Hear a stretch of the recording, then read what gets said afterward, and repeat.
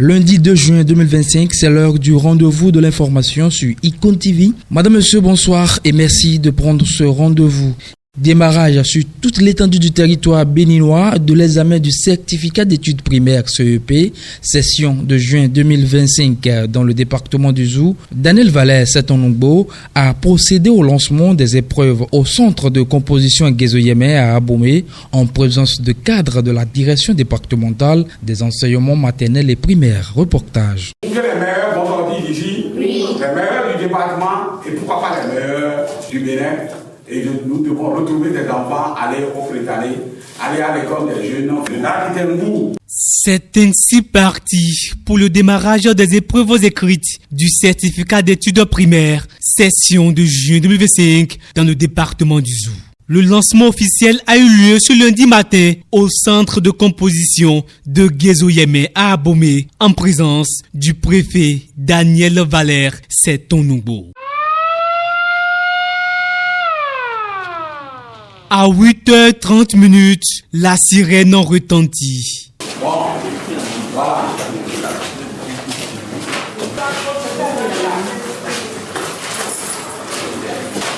Vous voyez, c'est ça, hein? Bien protégé. Bien protégé, vous avez vu. Dans les salles, la concentration est totale. Les candidats affrontent avec sérieux leur tout premier diplôme académique. Vraiment, je suis très satisfait de ce que nous avons vu dans les salles. Jusqu'à 8h30 où nous lançons l'épreuve, on n'a pas constaté de retard d'enfants venus après l'heure. Et c'est nos enfants, on leur a donné quelques conseils parce que ne pas croire que c'est une autre épreuve qu'ils sont venus affronter ici. C'est comme les évaluations qu'ils ont l'habitude de faire en classe. Et ici, c'est qu'on a formalisé.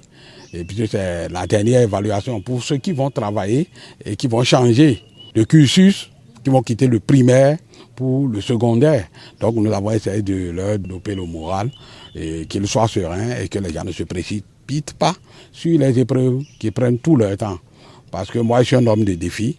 Je crois que le département du Zou, dont j'ai la charge aujourd'hui en plus du plateau, sortiront quand même parmi les meilleurs à cet examen. Ça, je suis très confiant.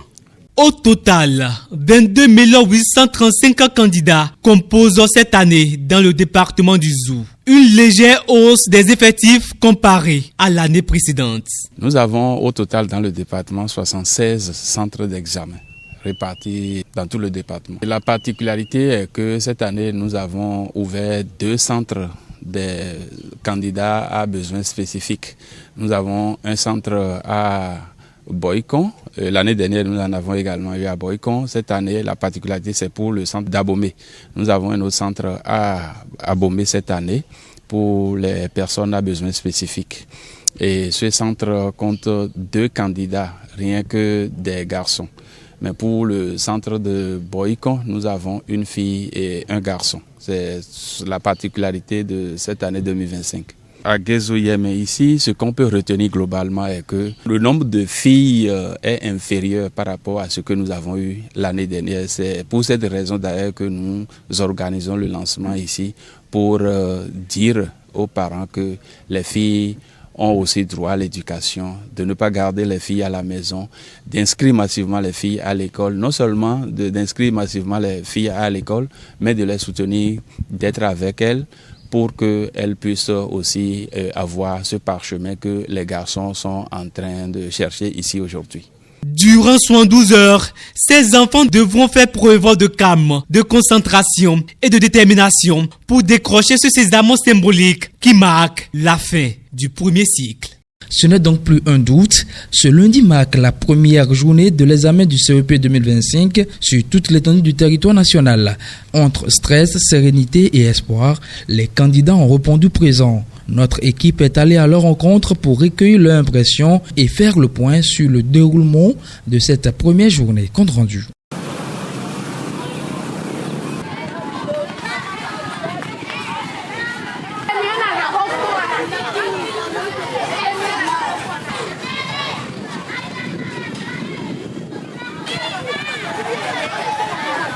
Le matin, on nous a demandé lecture, expression écrite, EST, Ce soir, on a fait chant ES. J'ai beaucoup travaillé. Demain, on va faire dessin. Le matin, on nous a demandé lecture. On nous a demandé de proposer un titre de ce texte. Ma fille est en train de passer l'examen de CEP. Et depuis hier, pour ne pas dire depuis 3 jours, elle s'est confiée à moi, qu'elle a peur.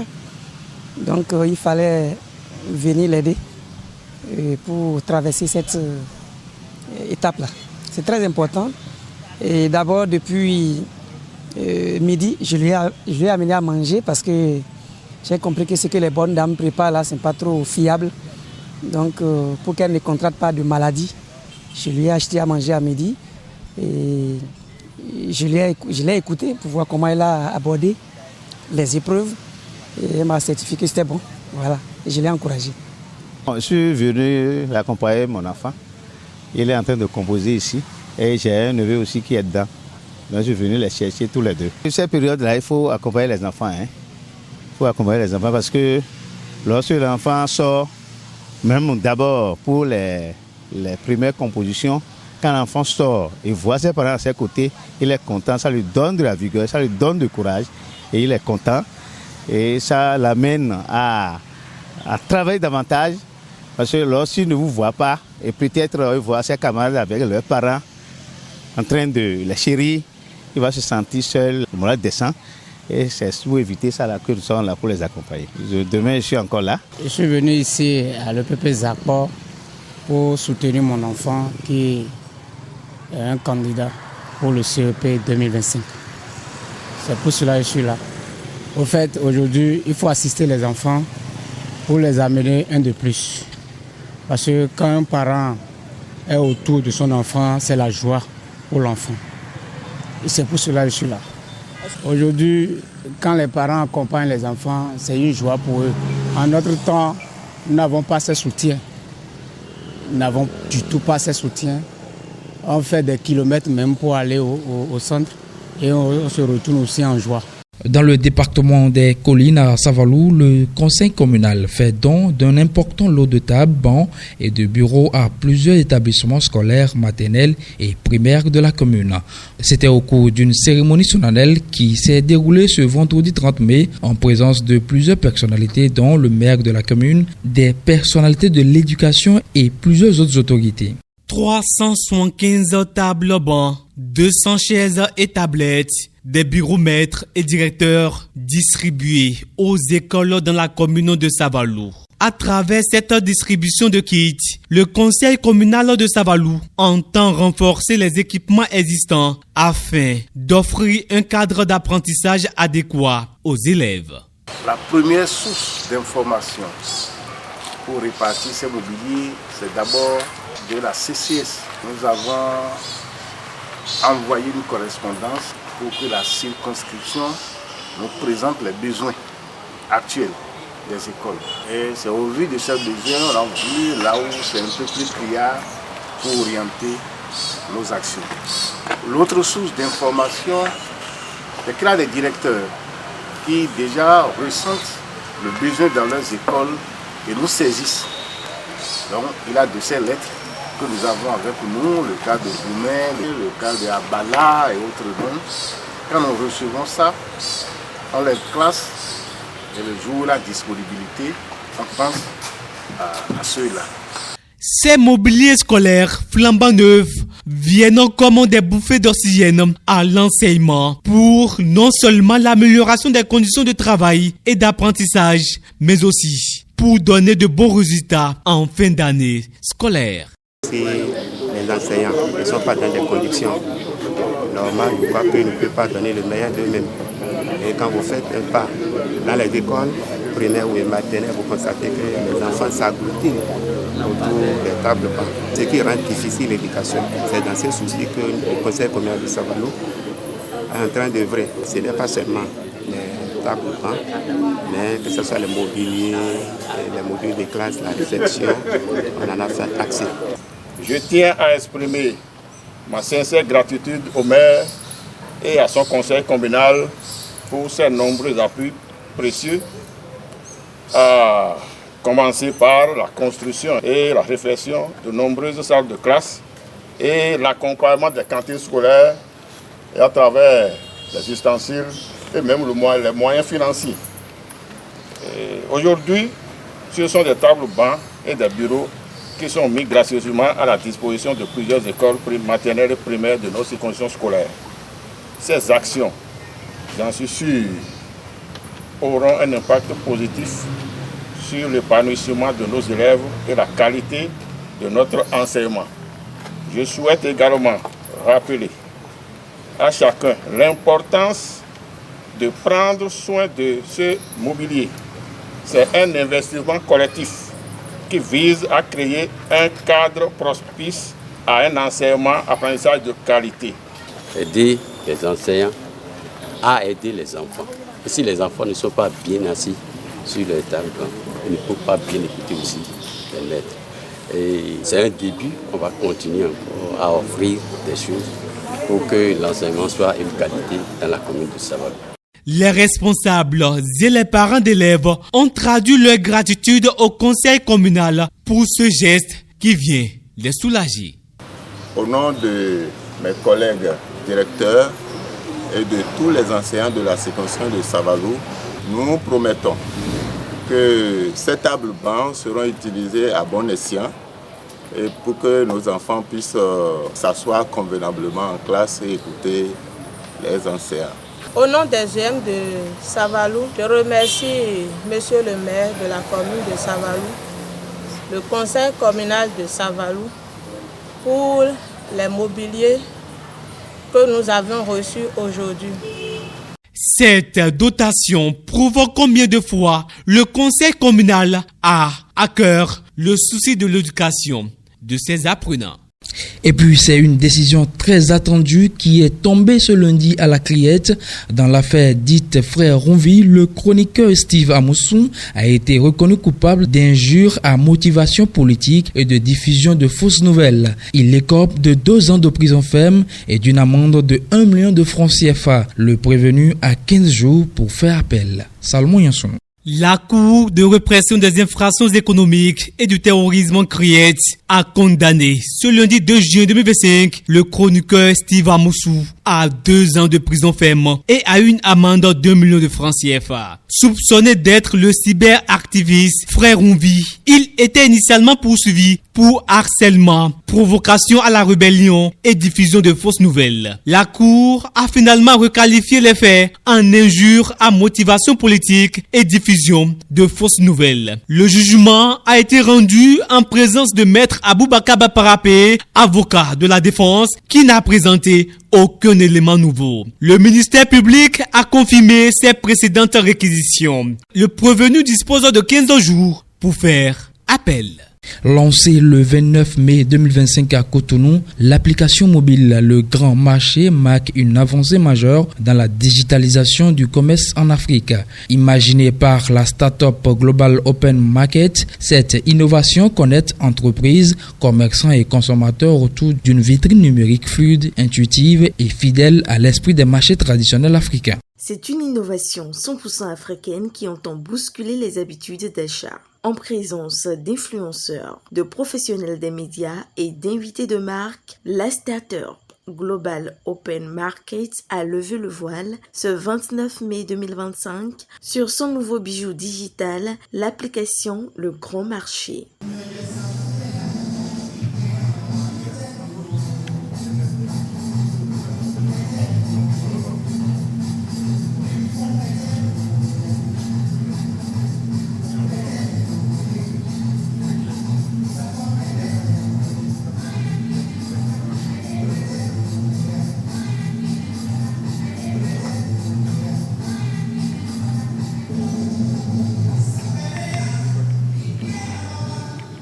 À travers cet outil numérique, l'ambition est claire. Connecter entreprises, commerçants et consommateurs dans une vitrine virtuelle dynamique. Une plateforme où chaque commerce a sa chance de prospérer et où les consommateurs explorent des centaines, voire des milliers de boutiques africaines aux saveurs locales. Notre mission est claire, impulser le succès de chaque entrepreneur africain, leur fournir les outils et la visibilité indispensables à leur croissance, tout en offrant aux consommateurs une expérience d'achat inédite et authentique.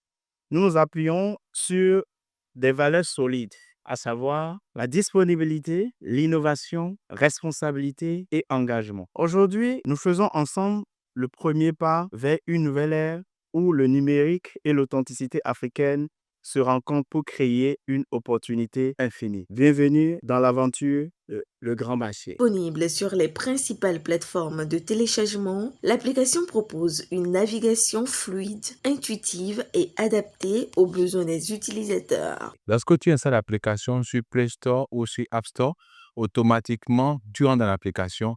La première chose que la personne te montre, c'est les services et les boutiques qui sont enregistrés dans l'application. Cela te permet à toi, utilisateur, de pouvoir d'abord voir réellement et d'apprécier avant de décider réellement d'être engagé dans l'application. Maintenant, une fois que toi-même, tu veux peut-être commander dans une boutique ou bien chez un particulier où tu veux créer une boutique, on te demande en ce moment de créer un compte. La création d'un compte sur l'application est très simple. Elle ne demande que ton nom, ton prénom et ton numéro de téléphone. Et un code est automatiquement envoyé sur ton numéro afin de pouvoir authentifier que tu es réellement le propriétaire de ce numéro et que tu es un être humain réellement. Et c'est après cela que tu peux décider de commander un produit dans une boutique de ton choix ou de commander un service, par exemple, de menuiserie chez un menuisier. Ou si tu es une personne qui a une boutique, dans ce genre de situation, tu peux automatiquement créer ta boutique et la valoriser en choisissant un abonnement. À l'endroit de la population béninoise, en particulier des acteurs économiques, Global Open Market adresse ce message. Le message c'est clair, qu'on se l'approprie, cet outil-là. Nous devons nous l'approprier, que désormais tous ceux qui ont des boutiques au bord des voies et autres, créent également leur boutique en ligne, peuvent facilement créer leur boutique en ligne. C'est nous, notre objectif, et c'est le message à l'endroit. Téléchargez l'application. Désormais, depuis vos bureaux, vous pouvez facilement commander, acheter par l'application. Sécurisé, simple et rapide, le Grand Marché ne se contente pas de digitaliser les transactions. Elle réinvente le marché traditionnel africain en le propulsant dans l'ère du numérique tout en préservant son authenticité. Hors de nos frontières, en France, c'est un nouveau rendez-vous pour Saad Lanjared. Le chanteur marocain comparaît depuis ce lundi 2 juin 2025 devant la cour d'assises d'appel du Val-de-Marne. Condamné en 2023 à 6 ans de prison pour viol, il continue de clamer son innocence.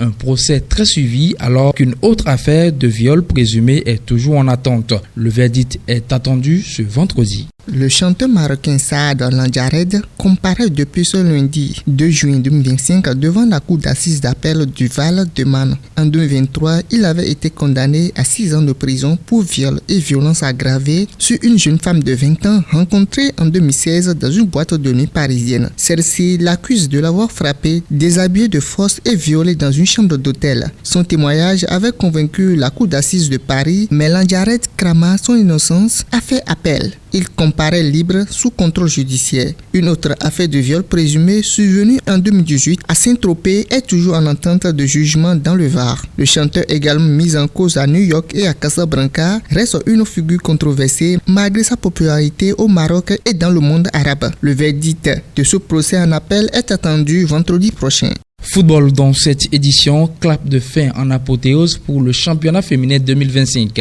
Sam Nelly en D1 et As Basson en D2 sont les nouvelles championnes nationales de football féminin. Les finales disputées ce samedi à Goro ont offert du spectacle et des émotions entre exploits individuels et tirs au but décisifs. Résumé des temps forts avec Gaius Abouakounou. Les finales des divisions 1 et 2 du championnat national de football féminin du Bénin, disputées ce samedi 31 mai 2025 au stade Omnisport de Goro à Abomey, ont sacré Sam Nelly en D1 et AS Bachon en D2. En première division, Sam Nelly a pris le meilleur sur AS Gamia grâce à une courte mais précieuse victoire 1-0. L'unique but de la rencontre a été inscrit à la 52e minute par Aboudoul, auteur d'un exploit individuel ponctué d'une frappe puissante des 30 mètres qui a surpris la gardienne adverse. Avec ce succès, le club décroche son deuxième titre national après celle de 2023 et succède à Aïnovi FC au palmarès. Sam Nelly représentera ainsi le Bénin au tournoi qualificatif de l'UFOA B pour la Ligue des champions de la CAF prévu du 9 au 24 août 2025 en Côte d'Ivoire. La finale de la deuxième division entre AS Cotonou et AS Bachon s'est relevée plus indécise. Après un score nul et vierge au terme du temps réglementaire, les deux formations ont été départagées lors de la séance des tirs au but. Portée par sa gardienne Rukuyatou Tchaouna, internationale béninoise U17, auteur de 2 arrêts décisifs, AS Bachon l'emporte finalement 6-5. Le club basé à Savalou succède ainsi à Tambou FC, champion de l'édition précédente. Les deux finalistes, AS Bachon et AS Cotonou, valident par ailleurs leur accession à l'élite du football féminin béninois. Pour finir, victoire historique, nuit tragique, le PSG est champion d'Europe avec une finale écrasante face à l'Inter Milan. Mais la fête a vite viré au chaos à Paris et dans plusieurs villes. Violence, pillage, incendie, bilan, 2 morts, des centaines d'interpellations. Retour sur cette nuit marquée par l'exploit sportif et le drame. La victoire écrasante du Paris Saint-Germain en finale de la Ligue des Champions 5-0 contre l'Inter Milan a déclenché une vague de célébrations à Paris et dans plusieurs villes françaises. Mais la joie a rapidement laissé place à de violents débordements. Dès avant la fin du match, des incidents ont éclaté sur le périphérique parisien. Malgré les appels au calme lancés par le club et certains joueurs, les forces de l'ordre ont dû intervenir face à des scènes de pillage, d'incendie et d'affrontements. Le ministre de l'Intérieur a dénoncé des barbares venus semer le chaos. Le dernier bilan fait état de 559 interpellations, dont 491 à Paris. Sur les Champs-Élysées et dans d'autres quartiers parisiens, les tensions ont été particulièrement vives. 2 personnes ont perdu la vie, un adolescent de 17 ans poignardé à Das et un jeune homme percuté par une voiture à Paris. Un policier a été grièvement blessé par un pétard dans la manche et placé en coma artificiel. Ce triomphe du Paris Saint-Germain restera gravé dans l'histoire du football français, mais aussi marqué par une nuit de violence et de drame. Voilà, madame, monsieur, ainsi nous sonnons le glas de cette session d'information. Merci de votre fidélité. Portez-vous bien.